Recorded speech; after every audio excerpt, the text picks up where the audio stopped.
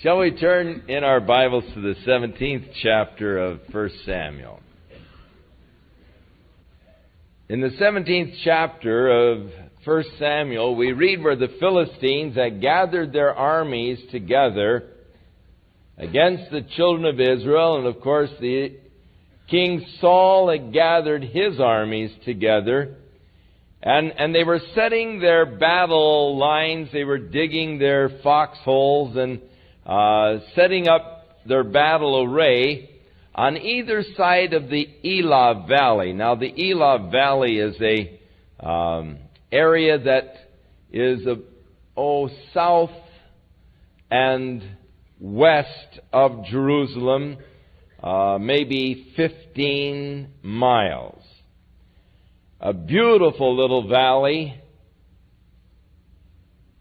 But, of course, anything can be made ugly by war.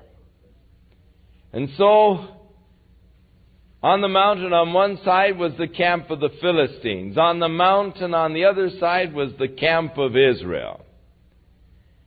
And in those days, they would take their time, in getting started into a real battle. They'd come and they'd yell and they'd have their shouts and they'd try to psych each other out.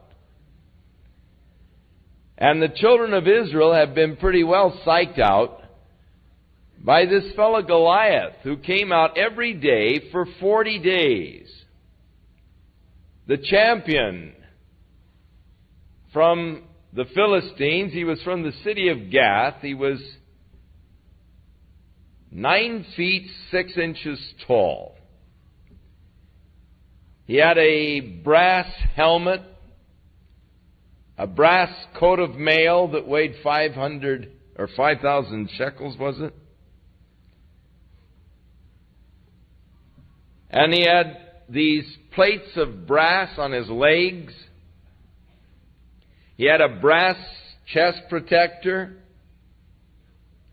His spear was like a weaver's beam, huge spear. And man, he'd come out there and stand, and he was an awesome sight in the eyes of the children of Israel. And daily he would challenge them. He would say, look, facing off here in battle, we can settle it easily. Send out a man to fight me, for I'm a Philistine, you're the Israelites, and if you've got a man in your army that's able to fight me, if he can defeat me, we'll be your servants. If I defeat him, then you'll be our servants. And he was daily challenging them for 40 days. Meanwhile, back in Bethlehem, Jesse called his youngest son David in and said, David, I want you to go out to the battlefield and check with your brothers and see how things are going. Take these loaves of bread for them and this bushel of parched corn, and take these cheeses for their captains, and just find out how things are going, and bring us news again of the condition of your brothers. And so David headed off on a chariot towards the battlefield in Elah Valley from Bethlehem, about 20 miles distance. And as he came near and he could see the camp of the Israelites and the Philistines, he got off the chariot and ran to meet his brothers. And of course he started sharing with them, and the parents concerned, how's everything going? Are you warm enough at nights? And, is everything okay? And as he was talking to them, this fellow Goliath came out and made his daily challenge. And so the fellows, when they saw this man, they fled from him, and they were very afraid. And the men of Israel said to David, have you seen this fellow that comes out every day to defy Israel? The king said, if any man can kill him, the king will make him very rich. He'll allow his family to become tax-free in Israel, and he'll give his daughter to the guy for a wife. And David said, the king will do what? And they said, well, he's going to give the guy a lot of riches and give him his daughter for wife, and his family will be tax-free. And So David's brother, Eliab, saw David's interest in this thing, and he said to David, "Who's watching over your sheep back there in the wilderness, kid? You better get on home in a hurry. I know your heart. You're just, Dad probably didn't send you down here. You're just down to see what a war looks like, and you go home and hurry." And his big brother is trying to sort of protect him. And David said, "Hey, wait a minute. What have I done? There's a cause here. This fella is defying the armies of the living God. And if none of you fellas want to go out and fight him, I'll go out and fight him." And so a fellow ran and told Saul the fact that they had a volunteer who had volunteered to go out and fight David. And so they brought David in to fight Goliath. They brought David in unto Saul. And Saul said, "Oh, you can't fight him, son. That man is a man of war. You're just a youth, and he's been a man of war from his youth. You can't go out and fight him." And David said, "Wait a minute, don't reject me so fast." He said, "One day when I was watching my father's sheep, a lion and a bear came out and grabbed the sheep and began to drag them off. And I grabbed the sheep out of the lion's mouth, so he turned on me. And I took him by the beard and I killed him. And I also killed the bear. And the God who delivered the lion and the bear into my hands will deliver also this uncircumcised Philistine."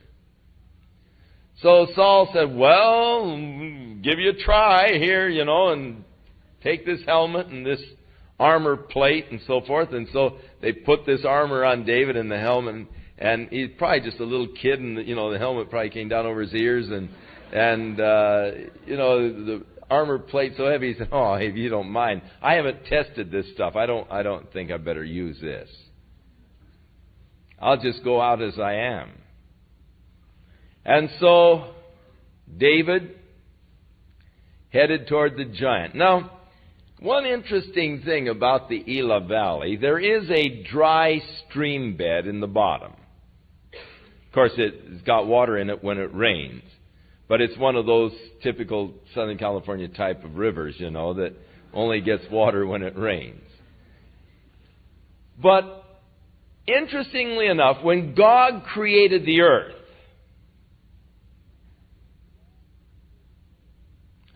I have in my office actually some, and I should have brought some out tonight. But when God created the earth, knowing what was going to transpire in this particular valley, when God made this valley and this particular little stream bed, God just placed thousands of smooth, round stones in this particular stream bed.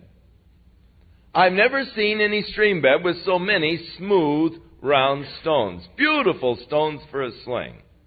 And I've got a bunch of them in my office. I like to pick them up out of that stream bed because they're so perfect for a sling.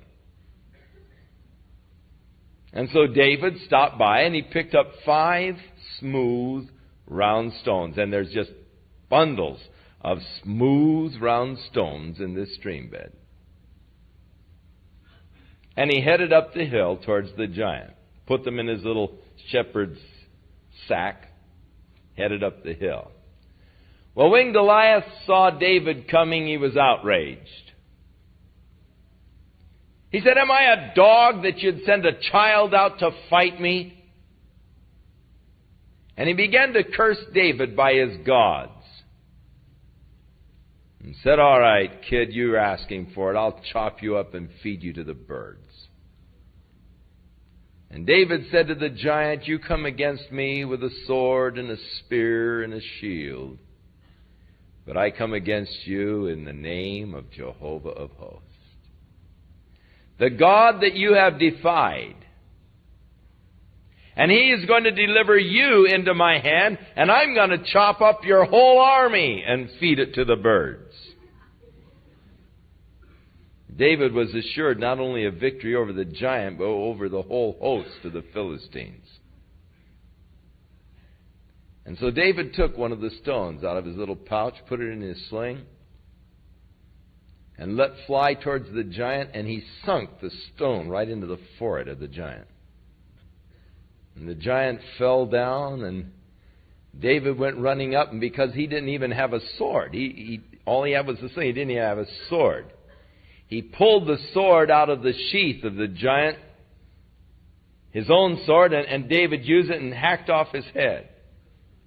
And then he grabbed it by the hair and held it up, probably began to swing it around, yelling. And all of the Philistines, when they saw this, their champion destroyed by a child, panic gripped them, and they began to flee. And of course the men of Israel, when they saw this, their hearts were encouraged, and they all came out of their tents and began charging after the Philistines. And there was a great slaughter of the Philistines that day. And so the Lord delivered the Philistine there in the hands of David. Now when Saul saw David go out against this fellow, he said to his captain Abner, "Who is this young fellow? Who is his dad?" And Abner says, "I don't know. As my soul lives, I can't tell you." And so the king says, "Inquire and find out whose son he is." And so as David returned from the slaughter of the Philistine, Abner took him and brought him before Saul with the head of the Philistine still in his hand. It was a trophy that David had. He wasn't going to let the thing go. He was going to carry it around for a few days. Must have been a big head, too. You know, guy 9 foot 6 inches tall. And he said, "Whose son are you, David?" David said, "I'm the son of thy servant Jesse, the Bethlehemite." Now when it came to pass, when he had made an end of speaking to Saul, that the soul of Jonathan, Saul's son, was just sort of knit with the soul of David. Jonathan loved him as himself. Actually, there came a bond between Saul's son Jonathan and David. They were really sort of two of a kind. They were both of them very adventuresome. They were both of them very daring. Both of them with great confidence in God, great love for the Lord. It was Jonathan, you remember last week, we were studying about him when they were facing the Philistines. He was the one that woke up his armor bearer and said, "Hey, I've been thinking this morning, it doesn't make any difference to God if we have a whole army or just ourselves. If God wants to deliver the Philistines in the hands of Israel today, He can do it to just two of us. He doesn't need the whole army. Let's go over this morning and see if God wants to deliver the Philistines into the hands of Israel." And so he, with his armor bearer, took on the whole army of the Philistines. Just to find out if God wants to deliver. Because God's big enough, if He wants to deliver them, He doesn't need a whole army, He only needs two. And God delivered the Philistines into the hand of Jonathan and his armor bearer that day. And so Jonathan and David were really sort of two of a kind, so they just immediately hit it off. They just, that kind of a thing where a bond was formed, a deep bond was formed between these two fellows, Jonathan and David. Now, Saul sort of kept David. I mean, he just, also at this point had a very great admiration and liking for this brave, daring young kid. And so he wouldn't let him go home. He's going to keep him now there with the army. And Jonathan and David made a covenant because they loved each other so deeply. And Jonathan stripped himself of the robe that was on him and gave it to David, and his garments and his sword and his bow and his girdle. I mean, he just gave David, "Hey, here, take my sword, my bow, he just tried to show his expression of love towards David. And so David went with Saul wherever Saul would go. And David behaved himself very wisely. So Saul set him over the men of war. And he was accepted in the sight of the people. Now, though he was just a very young fellow, he was set over a part of the army, and these guys respected him so much from, of course, God's deliverance of the Philistine into his hand, that they just accepted him. But then trouble began to arise. Because as they would come into a village, after David had returned from the slaughter of the Philistine, that the women came out of all of the cities of Israel, singing and dancing to meet King Saul, with their tabrets and with joy and with instruments of music. And the women would sing back and forth, one to another. And one group would sing, Saul has slain his thousands. Now, he was used to this. The women had started this when Saul would come back from victory. They'd come out and they'd sing with their tambourines and they'd go through their dances singing, Saul has killed his thousands. Now, in this particular case, they started off, and of course, Saul was just, all right, that's me, folks, here I am. And then a second company of women sort of answered, and David his tens of thousands. Well, to a fellow who was having a problem with pride, this was a little much. And Saul became extremely jealous of David, and he says, what does he want more than this, the kingdom? And of course, he was not aware of the fact that God had already chosen David to be the king, and that God had anointed David to be king over Israel. And so it is interesting that immediately he began to suspicion the fact that the kingdom was in jeopardy. What does he want more than this, the kingdom? And Saul was very angry. And he said, look, they've ascribed to me thousands, but to David tens of thousands. And so from that day onward, Saul was watching David very carefully. Now it came to pass on the next day that an evil spirit came upon Saul, one of these bad, ill-tempered days for him. And he prophesied in the midst of the house, and David played with his hands at other times. And Saul had a javelin in his hand, and he thought, I'll thrust that kid through and pin him to the wall. So he threw the javelin at David, and David nimbly dodged the thing. But twice that day, he tried to ram the javelin through David, and David dodged it both times, but David figured, it's time for me to get out of here. And so he departed. And so Saul then made him a captain over the 1,000, and he went out into the field. But David behaved himself very wisely, and the Lord was with him. So Saul began to get a little afraid of David when he saw how wisely he kept himself and how he did always the right things. But Israel and Judah loved David because he was there among them and he would go in and out before them. So Saul said, here, David, is Merab, my oldest daughter, and of course I promised my daughter to anyone who would kill the Philistine. And so he said, she can be your wife, but be valiant for me and fight the Lord's battles. For Saul said, let the Philistines kill him, and I won't have to lay my hand on him. He figured if he'd send him out against the Philistines, they'd kill him, and he wouldn't have to kill him himself. But David said to Saul, hey, who am I? What is my life? What is my father's family in Israel? That I should be a son-in-law to the king. And it came to pass, when the time was supposed to be that Merab was supposed to be given to David as a wife, Saul switcherooed and gave her to somebody else. Pulled a dirty one on David, gave her to someone else. Now, Saul had another daughter. And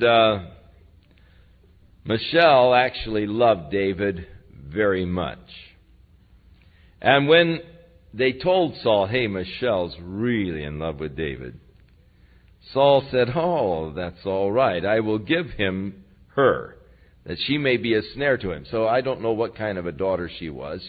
I don't know. But he figured she'd be a snare to David and give him problems, which she did in time. And that the hands of the Philistines may be against him. So Saul said to David, you're going to be my son-in-law today. And David said, who am I? I'm poor. I'm a poor man. My family's, I don't have any dowry to give. And so Saul's servants spake the words in the ears of David, and they said, Saul wants you to be his son-in-law. He wants you to marry his daughter Michal. And David said, hey, do you guys think it's just a light thing to be the king's son? I'm a poor man. I'm lightly esteemed. And so they came back and they told Saul, hey, he doesn't want to do it. He doesn't feel, that he should, he doesn't have the dowry or anything else. So Saul said, go back and tell him that I really don't want any dowry of money. And he set up a dowry regarding the Philistines. And David went out and gave him double dowry. And so Saul then, of course, was sort of shocked and surprised. He figured David would get wiped out in going out against the Philistines. But he gave then his daughter Michal to David as a wife. Now in the 19th chapter we find Saul's third attempt to kill David. David spoke to Jonathan his son, to all of his servants, and he told them that they should kill David.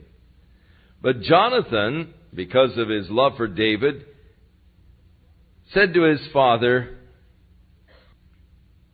or he said to David, David, my dad seeks to kill you. I pray, take heed to yourself until the morning, and abide in a secret place, hide. And I will go out and stand beside my father in the field where you are, and I'll commune with my father of thee, and I'll see what I see, I'll tell you. In other words, hide yourself until I can find out really what my dad is thinking. So Jonathan spoke good of David to Saul his father and said, let not the king sin against his servant and against David, because he hath not sinned against you, and because his works have been very good towards you. For he did put his life in his own hand, and he slew the Philistine. And the Lord wrought great salvation for all Israel. You saw it, and you did rejoice. Why then will you sin against innocent blood and slay David without a cause? And Saul hearkened to the voice of Jonathan, and Saul sware, as the Lord liveth, he shall not be slain. So there was an apparent change of attitude for a moment. Now, Saul does manifest almost a schizophrenia. I would imagine that if a psychiatrist would read the case history on Saul here, he would probably be classified as a schizophrenic. He would have these periods of great depression. He would have periods of remorse and periods of change. Oh, David, my son, you're like a son to me, and speak great words of love. And then next day try to ram him through with a javelin again. So he was very vacillating. Now Jonathan, speaking these kind words to his dad about David, Saul responded, and he said, as the Lord liveth, he will not be slain. So Jonathan called David, and Jonathan showed him all those things, and Jonathan brought David to Saul, and he was in his Saul's presence as in times past. And there was war again, and David went out and fought with the Philistines and slew them with a great slaughter, and they fled from him. And the evil spirit from the Lord was upon Saul as he sat in his house.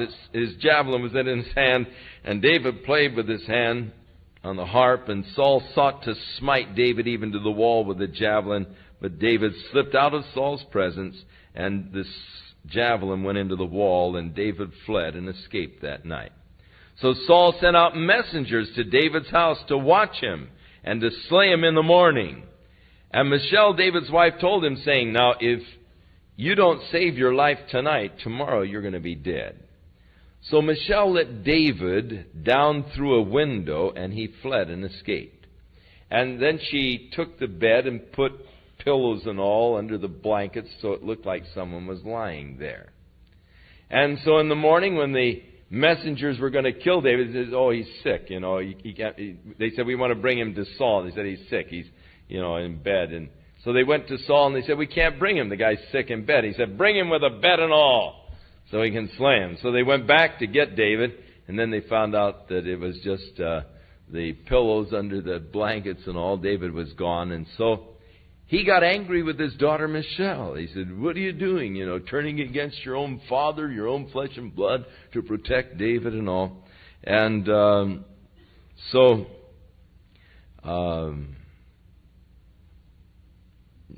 Michal actually said to her dad, well, she said, he told me, let me go or I'm going to kill you. So she lied her way out of it. So David fled, and he came to Samuel there in Ramah. And he told him all that Saul had done to him, and Samuel went and dwelt in Naioth. And it was told Saul, saying, behold, David is at Naioth in Ramah. And so Saul sent messengers to take David. And when they saw the company of the prophets prophesying, and Samuel standing as appointed over them, the Spirit of God came upon the messengers of Saul, and they all prophesied. So here's an interesting thing. Samuel was there at Naioth, and David was there. And so they sent these guys out to take David in. And God's Spirit just came on them. And they just started prophesying. So he sent out another group of messengers to get David. And as they came near where the Spirit of God was working, the Spirit of God came on them, they started prophesying. So he sent out a third company of messengers to get David. And when they came into the scene and all this going on, they began to prophesy. So Saul came down himself. And the Spirit came on Saul, and he took off his clothes. He lay there naked all night prophesying. And so that they began to say, is Saul among the prophets? Again, that proverb that came out early in Saul's career. Now David fled from Naioth in Ramah, and he came to Jonathan. He said, what have I done? What is my iniquity? What is my sin that your father is seeking my life? And Jonathan said to him, God forbid. Thou shalt not die. Behold, my father will do nothing, either great or small, but he'll show it to me. And why should my father hide this thing from me? Is it not so? David said, your father's trying to kill me. Jonathan said, oh, he's not really trying to kill you. He wouldn't do anything unless he told me first, and he has not said anything about it. And David swore moreover and said, your father certainly knows that you and I are good friends. And so he said, don't let Jonathan know this, lest he is grieved. But truly, as the Lord liveth, and as thy soul liveth, there is but a step between me and death. David just said, man, I'm living on the border of eternity. There's just a step between me and death. Your dad's after me, and he's trying to kill me. Then Jonathan said to David, whatever you want, I'll do. And David said to Jonathan, behold, tomorrow is the new moon. And I'm supposed to be sitting there at your father's feast. And I'm not going to show up. And I want you to pick up on your dad's attitude when I don't show up.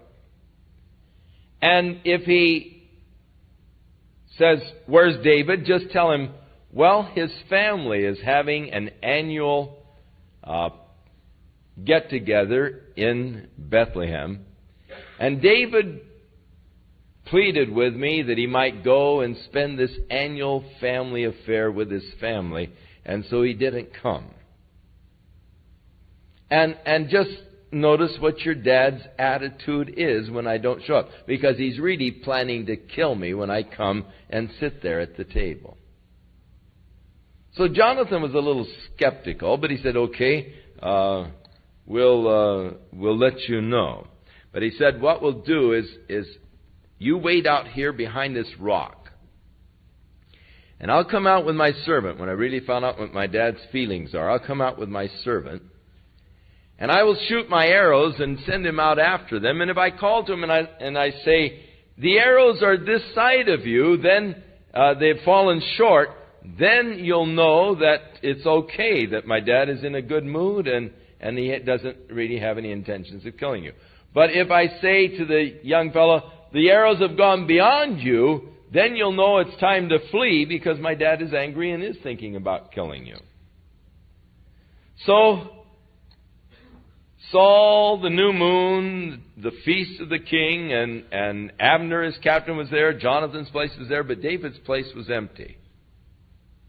And Saul didn't say anything the first day. He figured, well, he probably isn't ceremonially clean. You know, maybe he's killed someone today, has blood on his hands, and so he wants to, go through the cleansing rite before he comes. He'll be here tomorrow. So the next day when David's chair was empty too, he said to Jonathan, where's David? And Jonathan said, well, his family's having an annual get-together. It's a family gathering, and David pleaded with me that he might go and spend this celebration with the family in Bethlehem. And Saul's anger was kindled against Jonathan.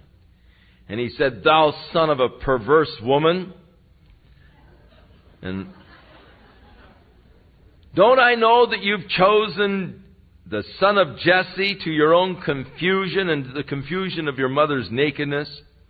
For as long as the son of Jesse is living, you're not going to become king after me. He's going to have the kingdom. Wherefore now send and fetch him unto me, for he shall surely die. So Saul, of course, gave forth now his true feelings. Jonathan saw what was in his dad's heart. And Jonathan said, why should he be slain? What evil has he done? And Saul cast his javelin at Jonathan. I mean, the guy was just, enraged. And so just because his son dared to ask a question, why should you kill him? What has he done wrong? Well, Saul let fly with a javelin towards his son Jonathan.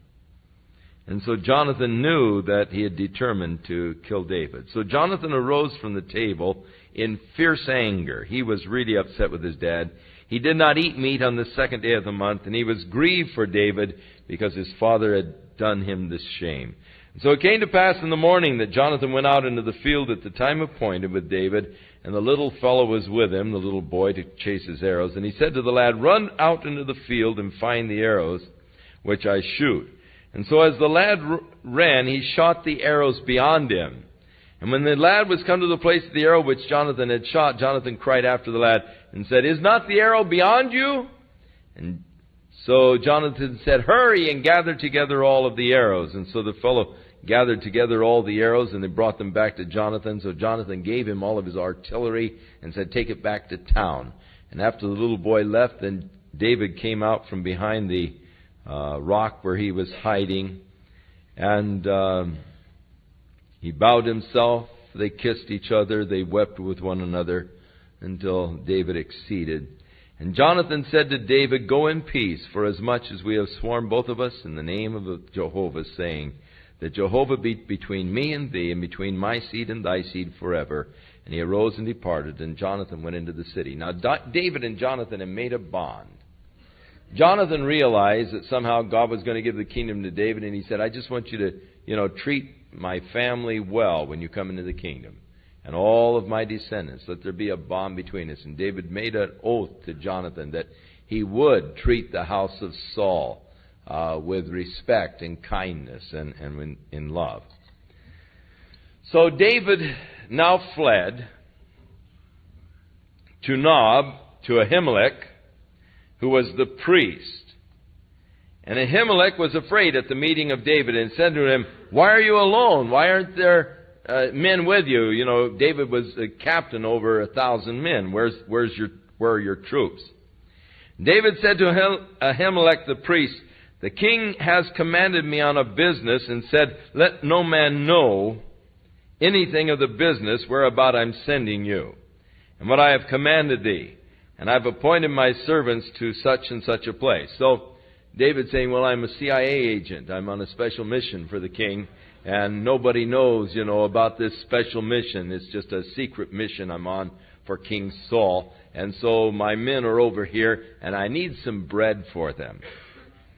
Well, the priest said, I don't have any common bread. All I've got is this bread that I've baked for the showbread for the table of the Lord. It was that bread that had been sanctified to set out before God on the table of showbread. David said, well, give it to me, 5 loaves, and for me and my men. And he said, well, are the men clean? He said, have they not touched women? He said, we haven't been around women for at least 3 days since we've been on a trip. And so the fellow gave them the holy bread, which was not lawful for any man to eat but the priest. And they took it and gave it to David and his men. Now in the New Testament, Jesus makes reference to this particular incident. When the Pharisees are trying to nail him in some of the fine technical aspects of the law, Jesus said, "Did not David take the showbread which was not lawful for a man to eat?" They were getting on him because they felt he had violated the law of the Sabbath, one of the fine points of the law of the Sabbath. The disciples had gone through the field on the Sabbath day, and they took some wheat, corn of wheat. They called it the wheat, the tassel of wheat there. They call it the corn, actually. And they took it and they were rubbing it in their hands. Now, you can take the dry wheat from the stalk, and you can rub it in your hands, and as you rub it in your hands, it has the effect of sort of threshing it. What you're doing is rubbing off the hard outside hull.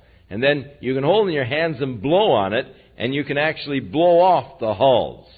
And then you can eat the wheat raw, and it's actually very good. One of the trips over in Israel, we were there in the latter part of May when the wheat fields were about ready for harvest. And up in the area near Mount Gilboa, where Saul and Jonathan were ultimately killed, which is up at one end of the valley of Megiddo. It's about 10 miles south of the Sea of Galilee, Mount Gilboa there.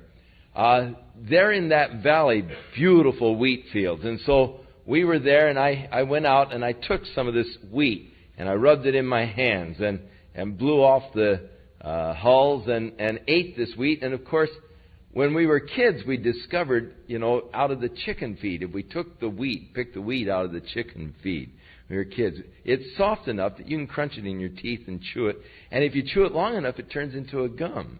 And we used to always chew wheat gum when we were kids. We didn't have enough money to buy regular chewing gum, so we'd pick all the wheat out of the chicken feed, and then we'd chew it. And after a while, it turns into gum, and we'd have our gum with the wheat. And so it's very nutritional, very healthy. And so the disciples were with Jesus. They were hungry. It was a Sabbath day. They were going through the wheat field, so they began to pick the corn of wheat and rub it in their hands and blow it off and began to eat it. And so they said, "Oh, look at your disciples. They're doing that which is not lawful to do on the Sabbath day. You're not supposed to do any work." And so that constituted work, rubbing the wheat in your hands. And so Jesus said, "Don't you remember what David did when he was hungry? How he went in and ate the showbread, which was not lawful for a man to eat." So Jesus makes an allusion to this thing of David, showing that human need rises above the law. Human hunger. These guys are hungry. Forget this little work bit of rubbing the wheat in your hands. They're hungry. And the hunger supersedes the fine point of the law. Even as with David, the guys are hungry. Yes, it's not lawful that they should eat this showbread. Yes, it's supposed to be, only there for the priest to eat, but the guys are hungry. And so the human hunger supersedes the fine points of the law. The point that Jesus was making. And of course, using this particular instance with David as the illustration of the point, which of course everybody accepted that David had done. In other words, there was no wrongdoing here. So the priest gave him the hallowed bread, verse 6, for there was no bread except the showbread that was taken from before the Lord, and put hot bread in the day when it was taken away. So they ate the bread that had been sitting there all week before the Lord when it was replaced by this new hot bread. Now a certain man of the servants of Saul was there that day, and his name was Doeg, and he was an Edomite. Doeg, and you could very well pronounce it dog, because he turned out to be a real dog.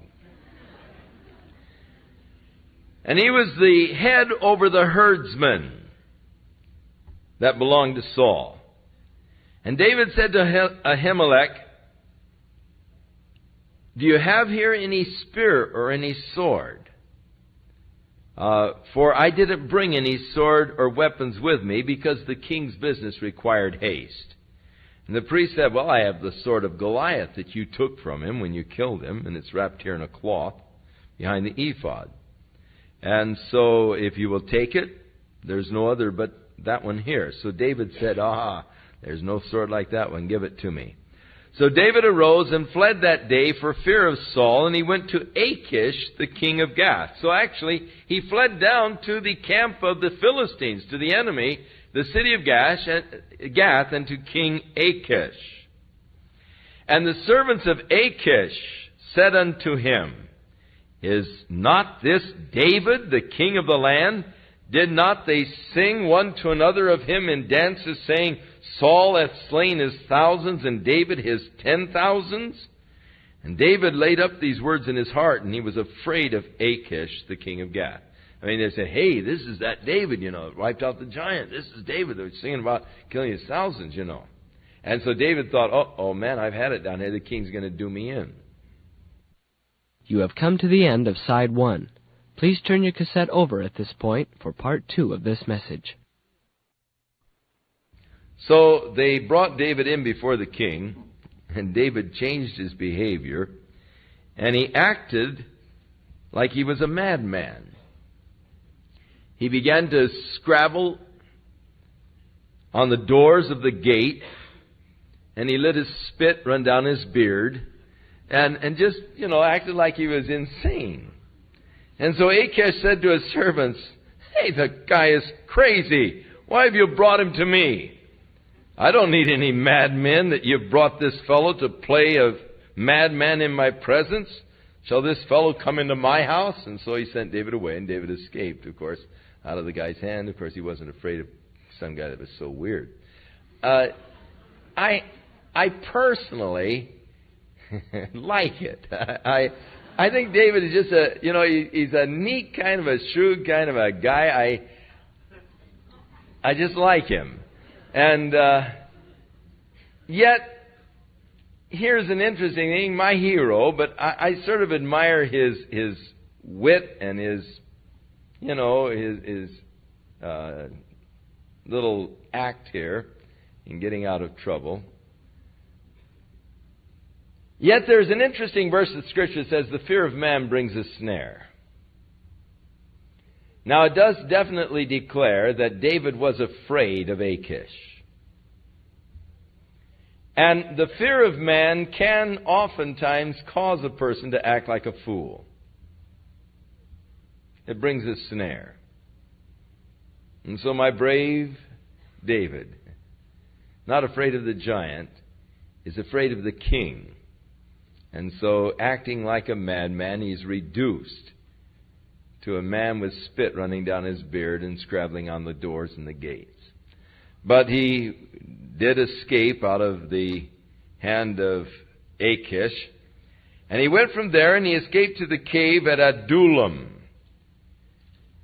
And when his brother and all of his father's house heard of it, they went down to him there. And everyone that was in distress, and everyone that was in debt, and everyone that was discontented gathered themselves unto him, and he became a captain over them.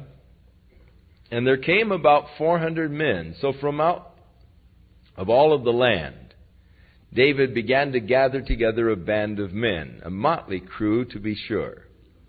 Everyone who was distressed, everyone who was in debt, everyone who was discontented, they gathered together with David down there at Adullam. And David went from there to Mizpah of Moab. So he actually crossed over in the area of the Dead Sea, went over to the other side to Moab, and there he established his family. Now he knew that Saul's anger against him would ultimately turn against his family. So he said to the Moabites, Let my father and my mother dwell here until I find out what God's going to do with me. And so he brought them before the king of Moab, and they dwelt with the king of Moab all the while that David was in the hold. Verse 4. Now the word hold is Masadah. And there are those who believe that actually David was there in the hold or in the fort of Masada, which, of course, was later really developed by King Herod as a winter palace and a fortress. So it is possible. David was down in that area of the Dead Sea. It is possible that this is indeed a reference to Masada, but he was there in the hold or in the fort, wherever it might have been.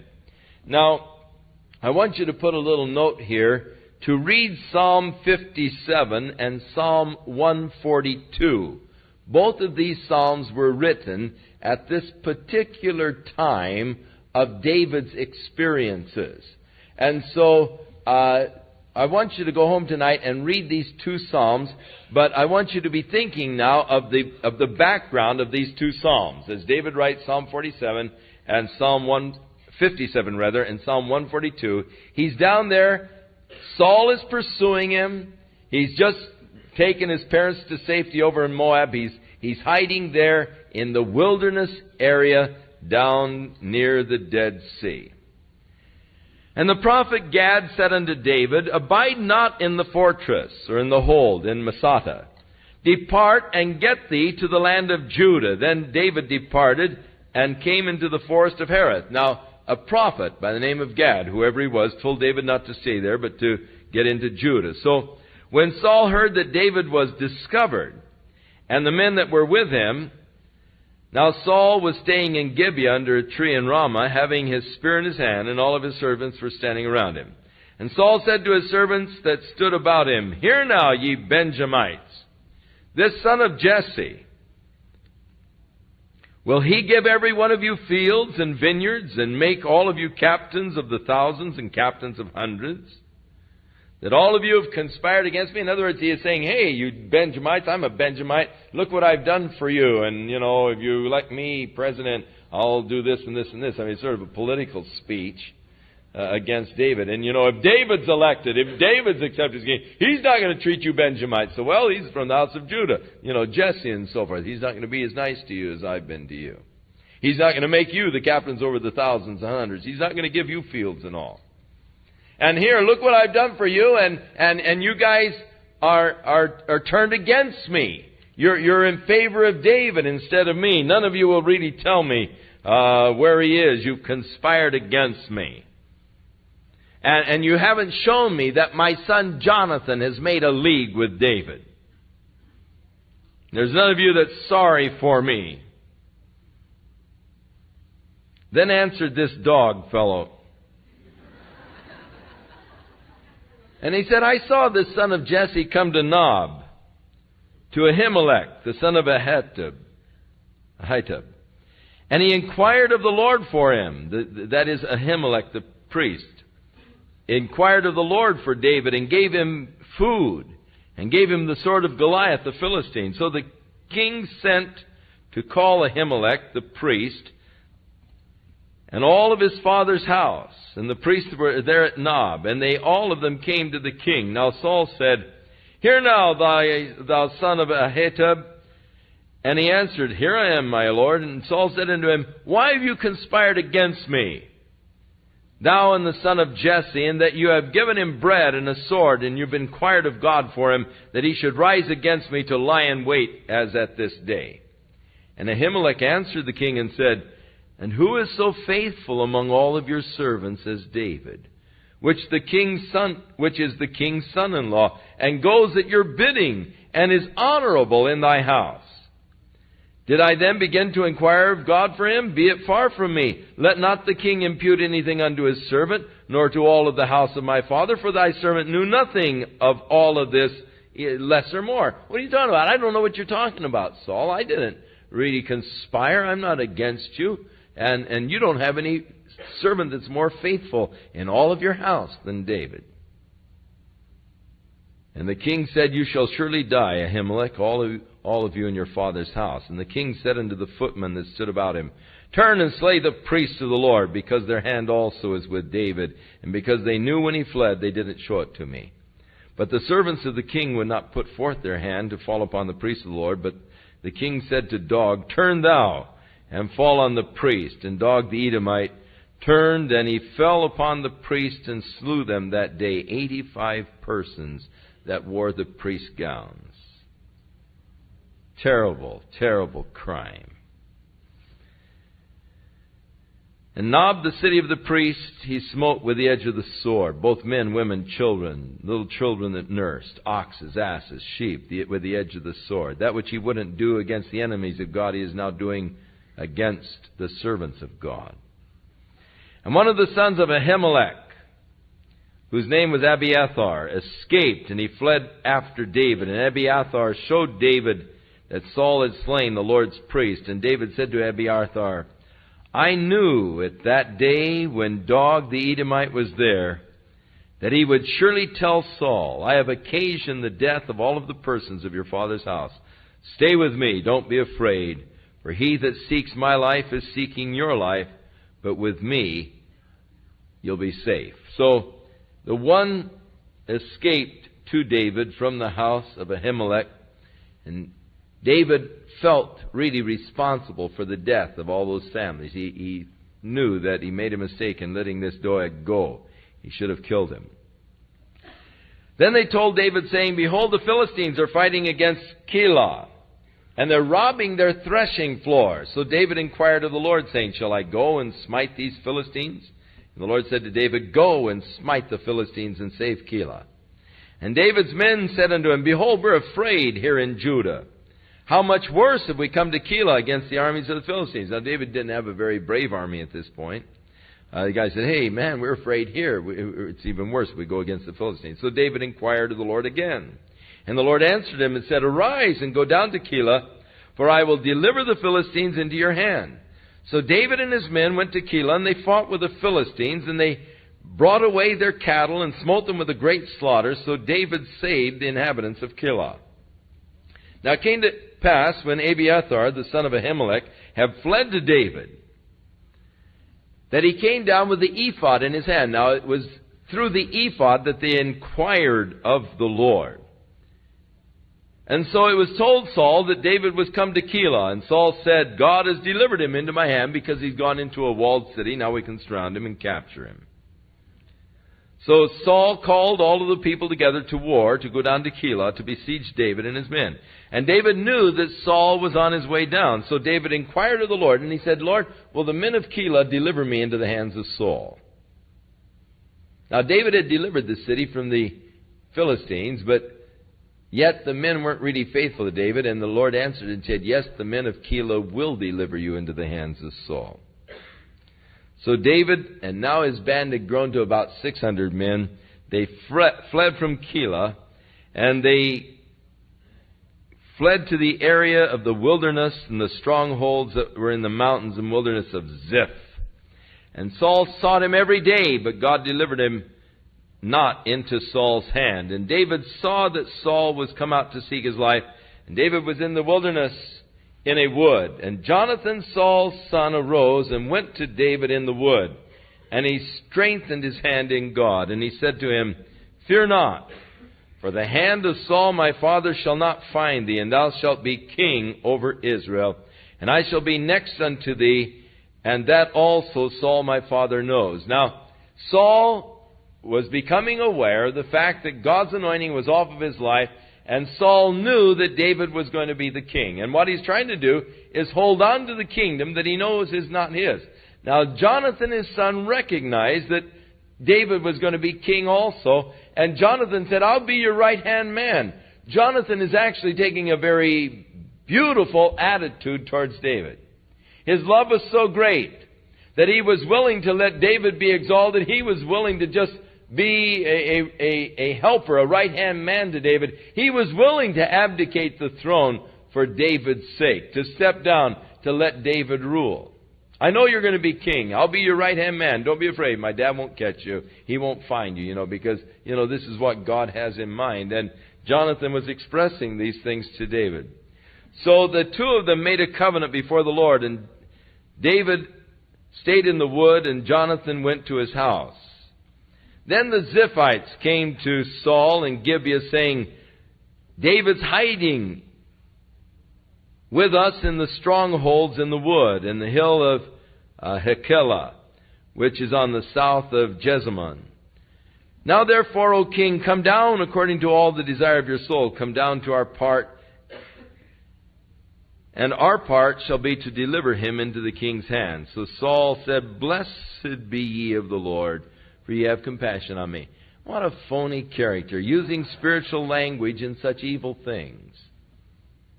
You know, it's possible to just get sort of a spiritual jargon going, and you don't have enough discernment to know when to use it. You use it even for corrupt things. You know, praise the Lord, I really ripped him off, you know. And it's horrible the way people can use spiritual language for such corrupt things. Oh, blessed be ye of the Lord. You've shown compassion on me. Oh. Not all who say, Lord, Lord, are going to enter into the kingdom of heaven. A lot of people use the right jargon, spiritual jargon, but they're just not going to make it. It's not what you say. It's not what comes out of a man's mouth that defiles him. Or it is what comes out of the mouth, but this dualness out of the mouth. With blessings out of the same fountain proceeds, bitter and sweet water. Blessings and curses, such things should not be. So here's the blessing, but soon curses. Go, I pray you, and prepare, and know and find out the place where he's hiding, and who has seen him, and be careful, because this guy is very subtle. And take all knowledge of all of the lurking places where he hides himself, and come and tell me of certainty. And I'll go with you, and it will come to pass that if he's in the land, I'll search him out throughout all the thousands of Judah. And they arose and went to Ziph before Saul, but David and his men were in the wilderness of Maon, in the plain in the south of Jezamon. And so Saul also with all of his men went to seek him, and it was told David, wherefore he came down into the rock, and abode in the wilderness of Maon. And when Saul heard that, he pursued after David in the wilderness of Maon. And Saul went on this side of the mountain, and David and his men were on the other mountain. And David made haste to get away for fear of Saul, for Saul and his men had circled David, and his men had encompassed him to take them. So David had been surrounded by Saul's men. Looks like he's had it.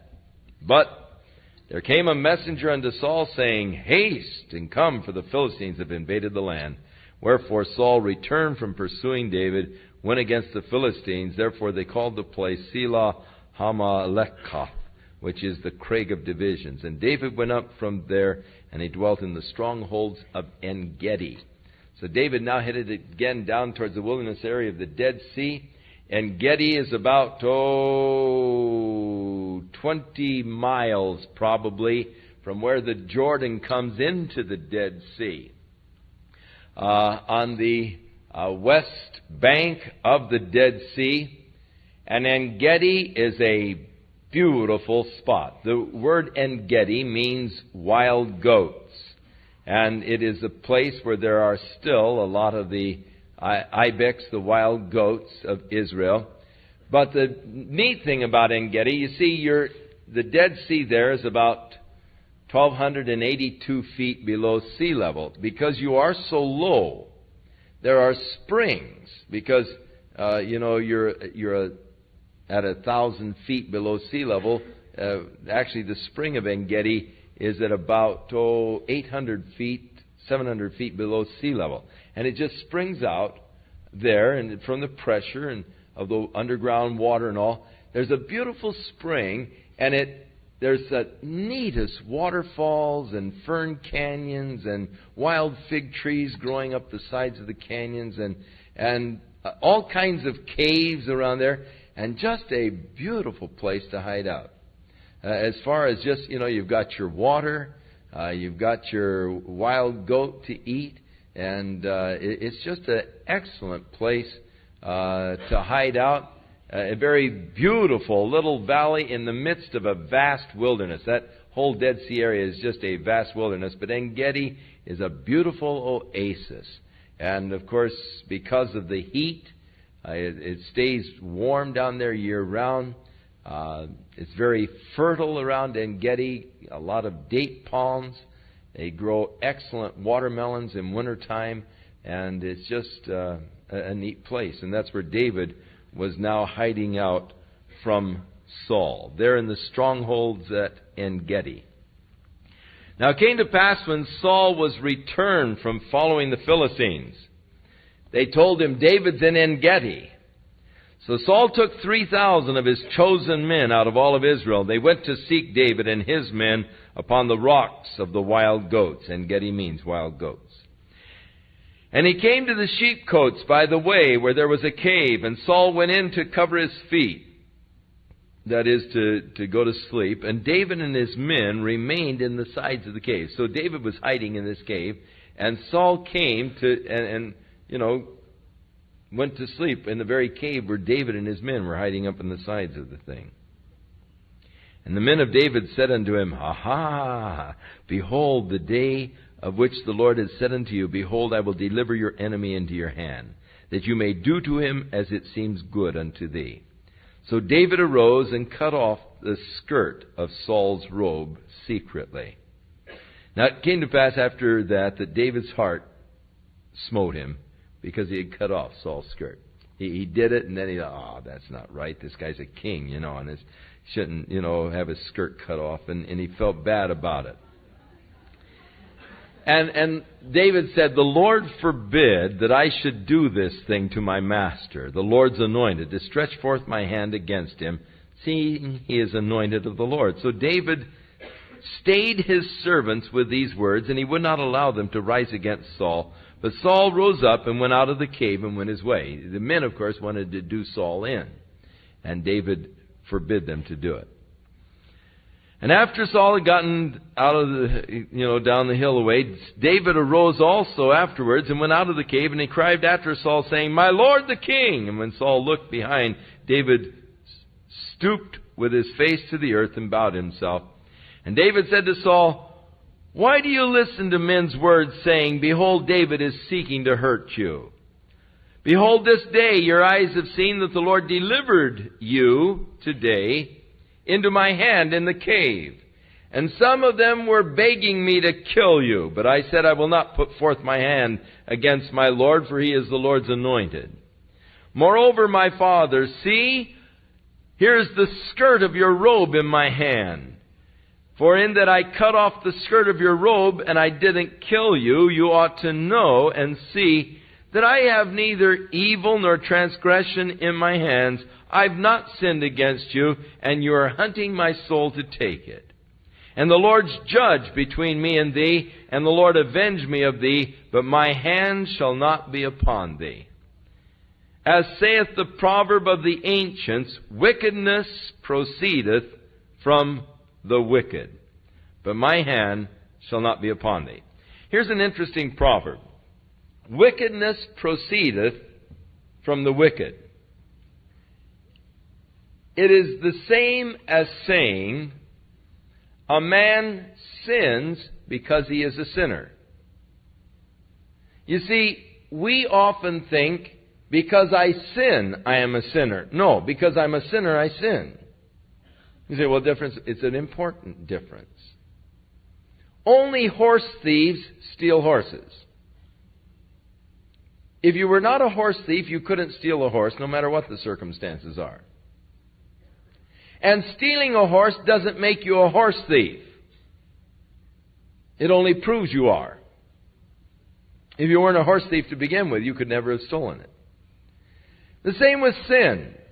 Sinning doesn't make you a sinner, it only proves that you are. I am a sinner by nature. If I try to deny the sinful nature, I'm calling God a liar. His truth isn't in me.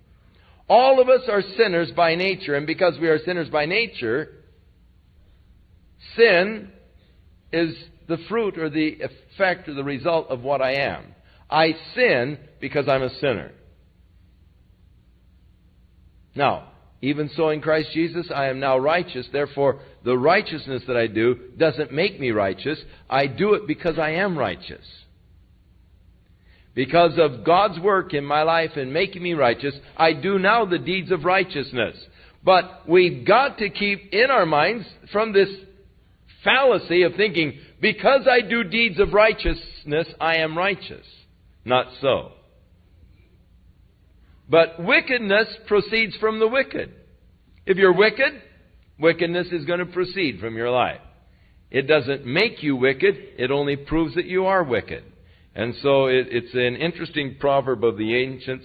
It is a true proverb indeed, and is in keeping with the basic doctrines of the Scriptures. After whom David said, is the king of Israel come out? Who are you pursuing? You're looking for a dead dog. You're trying to find a flea. The Lord therefore be judge, and judge between me and you, and see and plead my cause, and deliver me out of your hand. And it came to pass, when David had made an end of his little speech, that Saul said, is this the voice of my son David? And Saul lifted up his voice and wept. Oh, my son David. Oh, my son. And he said to David, you are more righteous than I, for you have rewarded me good, whereas I have rewarded you evil. And you have showed this day how that you have dealt well with me, forasmuch as when the Lord had delivered me into your hand, you did not kill me. For if a man finds his enemy, will he let him go away well? Wherefore the Lord reward thee good, for thou hast done unto me this day. And now, behold, I know well that thou shalt surely be king, and that the kingdom of Israel shall be established in your hand. He knew it, and yet he sought to fight it all the way. He knew what God's will was, and still he sought to fight the will of God. The Bible says, woe unto him who strives with his Maker. How many times people are trying to fight what they know to be the will of God. Sad, but true. And Saul expresses, now I know that someday God's going to make you king. Kingdom's going to be established in your hand. Swear now, therefore, by the Lord, that you will not cut off my children after me, and that you will not destroy my name out of my father's house. And so David sware unto Saul, and Saul went home, but David and his men went into the hold. Now Samuel died, and all of the Israelites were gathered together and lamenting him. And they buried him in his house at Ramah, and David arose and went down to the wilderness of Paran. And there was a man in Maon whose possessions were in Carmel. And the man was very wealthy. He had 3,000 sheep, 1,000 goats. And they were shearing his sheep there in Carmel. Now, Carmel is the mountain range that goes from east to west. It starts at the port city of Haifa and goes east along the area. Actually, Megiddo is in a lower portion of this range of Carmel, just about the end of the range towards the east. So there Nabal, his servants were shearing his sheep. Now the name of the man was Nabal. His wife's name was Abigail. And she was a woman of good understanding and a very beautiful face. But the man was churlish and evil in his doings. And he was of the house of Caleb. And David heard in the wilderness that Nabal was shearing his sheep. And so David sent out 10 young men. And David said unto the young men, get up to Carmel, and go to Nabal, and greet him in my name. And thus shall you say to him who is living in such prosperity, peace both to thee, and peace to your house, and peace to all that you have. And now I have heard that you have shearers, and now your shepherds which were with us, we did not hurt them, neither was there anything missing from them all the while that they were in Carmel. Ask your young men, and they will show thee. Wherefore, let my young men find favor in your eyes, for we come in a good day. Give, I pray thee, whatsoever cometh to your hand, unto your servants and to the son of David, and to thy son David. And when David's young men came and spoke to Nabal, according to all the words in the name of David, and they had finished, Nabal answered David's servants and said, who is David, and who is the son of Jesse? There are many servants nowadays that break away from a man's master. Shall I then take my bread and my water and my meat that I have killed for my shears, and give it to men whom I know not from where they are? So David's young men turned their way, and they went again, and they came and told David all these things. And David said to his men, "All right, men, put on your swords." And so every man put on his sword, and David also put on his sword. And they went up after David, about 400 of the men, 200 of them stayed by their stuff. And one of the young men told Abigail, Nabal's wife, saying, "Behold, David sent messengers out of the wilderness to greet our master, and he railed on them. But the men were very good to us, and we were not hurt. Neither did we miss anything as long as we were conversant with them in the fields. They were a wall unto us both by night and day, the whole while we were there keeping the sheep. Now therefore, know and consider what you're going to do, for evil is determined against our master and against his house, for he is such a man of Belial that a man can't speak to him." So they came to Nabal's wife and they said, "Hey, David sent these servants to talk to our master, and man, he really railed on him, and that's not good, because David's men were indeed kind. They were a wall to us. They didn't take anything from us, and now, evil's determined. We can't talk to him. No one can talk to him. He's just such a character." And so Abigail, Nabal's wife, made haste. She took 200 loaves, 2 bottles of wine, 5 sheep that are already dressed, and 5 measures of parched corn, and 100 clusters of raisins, and 200 little cakes of dried figs. And she laid them on the donkeys. And she said to her servants, "Go on before me. Behold, I come after you." But she did not tell her husband Nabal. And it was so, as she rode on the donkey, that she came down by the covert of the hill, and behold, David and his men were coming down against her, and she met them. Now David had said, "Surely in vain have I kept all that this fellow has in the wilderness, so that nothing was missed from all that pertained to him, and he has requited me evil for good. And so more also do God unto the enemies of David, if I leave of all that pertain to him by the morning light any man at all." So when Abigail saw David, she hurried and got off of her donkey, and fell down before David on her face, and bowed herself to the ground, and fell at his feet, and said, "Upon me, my lord, upon me let this iniquity be.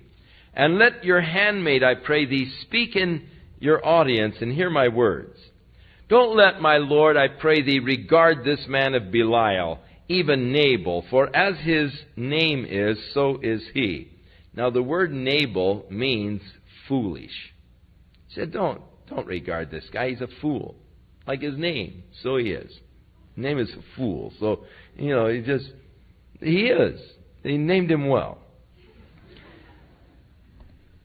Fool is his name, and folly is with him. But I, thine handmaid, saw not the young men of my Lord, whom you did send. I didn't see them. Now therefore, my Lord, as the Lord lives, and as your soul lives, seeing the Lord has withheld thee from coming to shed blood, and from avenging thyself with your own hand, now let your enemies, and they that seek evil to my Lord, be as Nabal. And now this blessing which your handmaid has brought unto my Lord, let it be given unto the young men that follow my Lord. I pray thee, forgive the trespass of thine handmaid. For the Lord will certainly make my Lord a sure house, because my Lord fights the battles of the Lord, and evil hath not been found in thee all thy days. Yet a man is risen to pursue thee, and to seek thy soul. But the soul of my Lord shall be bound in the bundle of life with the Lord thy God. And the souls of thine enemies, them shall he sling out as out of the middle of a sling. So Abigail is there pleading with David. A beautiful woman, has brought all of these things, and she is making good sense. Why should you avenge yourself? God will avenge you, David. He's taking care of you. And so forgive, the foolishness of this foolish man. It shall come to pass, when the Lord shall have done to my Lord according to all the good that he has spoken concerning thee, and shall have appointed thee the ruler over Israel, then this will not be a grief to you that you avenged yourself. This won't be on your conscience that you came up and you wiped out this guy and his family just because he didn't give the provisions that you were wanting for your men.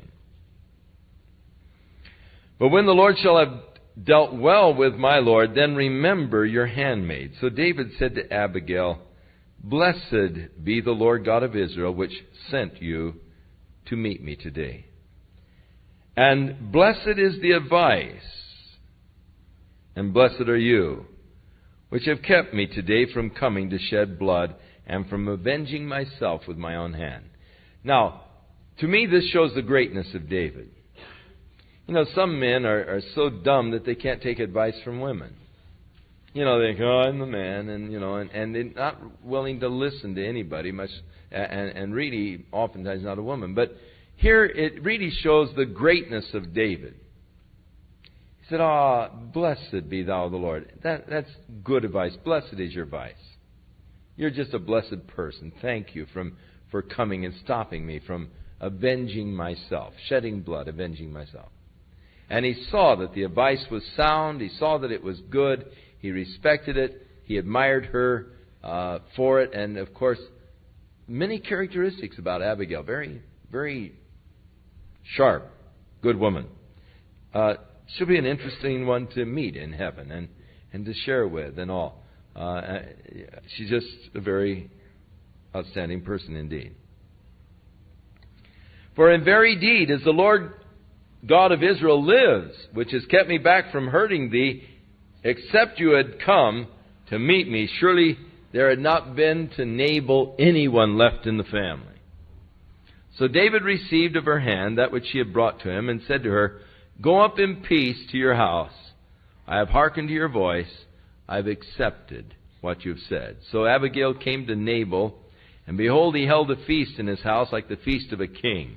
And Nabal's heart was merry within him, for he was very drunk. Therefore she did not tell him anything, less or more, until the morning. But it came to pass in the morning, when the wine was gone out of Nabal, he's sobering up, his wife told him of these things, that his heart died within him, and he became as a stone. He was so angry, it so upset him what she did, he just froze. His heart died with him, and actually he probably had a heart attack. And it came to pass 10 days afterwards that he died. The Lord smote Nabal, and he died. And when David heard that Nabal was dead, he said, Blessed be the Lord, that hath pleaded the cause of my reproach from the hand of Nabal, and hath kept his servant from evil. For the Lord hath returned the wickedness of Nabal upon his own head. And David sent and communed with Abigail, that she might become his wife. And when the servants of David were come to Abigail to Carmel, they spake unto her, saying, David sent us to thee, to take thee to him for a wife. And she arose and bowed herself on her face to the earth, and said, Behold, let thine handmaid be a servant to wash the feet of the servants of my Lord. Now here again, showing really the greatness of this woman Abigail. She said, let me wash your feet, the feet of the servants of my Lord. So they were just David's servants, but yet very gracious woman, and a marvelous woman indeed. So Abigail hurried and arose and rode on the donkey with 5 of her damsels that went after her, and she went after the messengers of David and became his wife. Now David also took Ahinoam of Jezreel, and they were also both of them his wives.